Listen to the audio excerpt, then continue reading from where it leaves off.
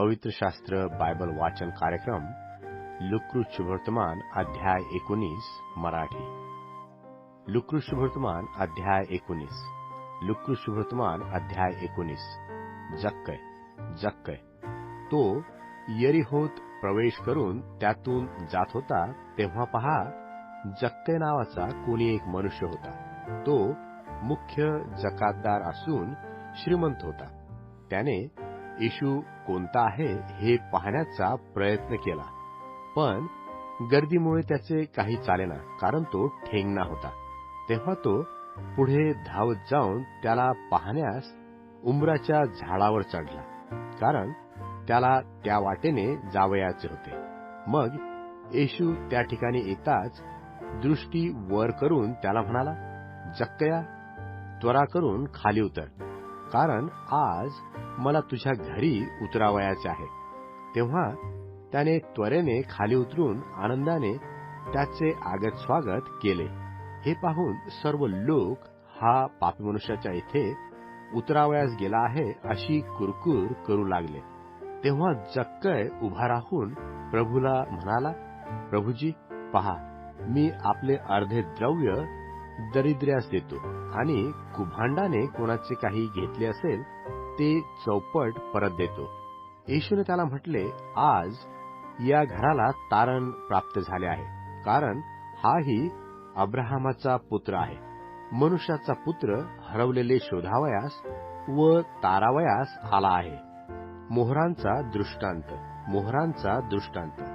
ते या गोष्टी ऐकत असता त्याने त्यास एक दाखलाही सांगितला, कारण तो यरुशलेमाजवळ होता आणि देवाचे राज्य एव्हाच प्रगट होणार आहे असे त्यास वाटत होते.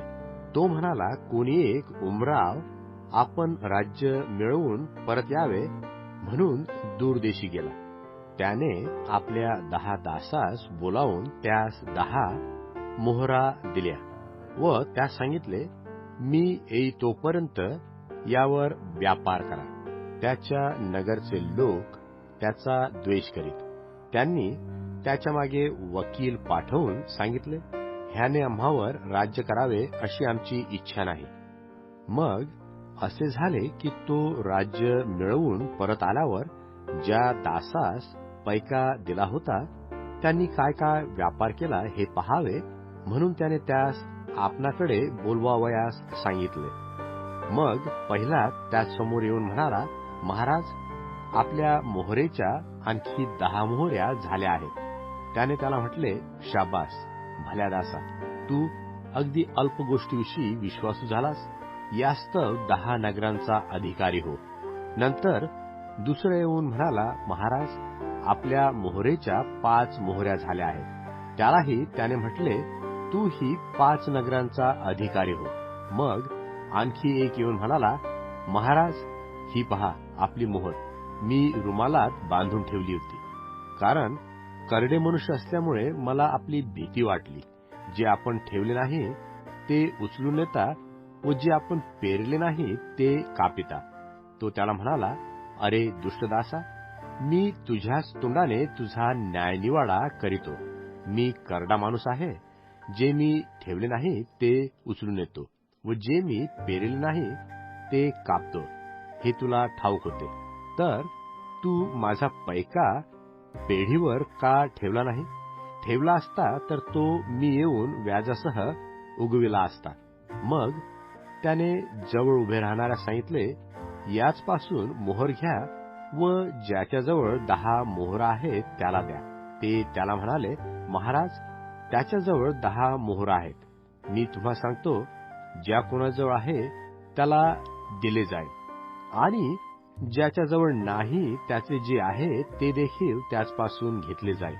आता ज्या माझ्या वैऱ्यांच्या मनात मी त्याचवर राज्य करू नये असे होते त्यास येथे आणा व माझ्यासमोर मारून टाका. येशूचा यरुशलेमात जयोत्सवाने प्रवेश. येशूचा यरुशलेमात जयोत्सवाने प्रवेश. या गोष्टी सांगून तो यरुशलेमाकडे वर जात असताना स्वतः पुढे चालत होता.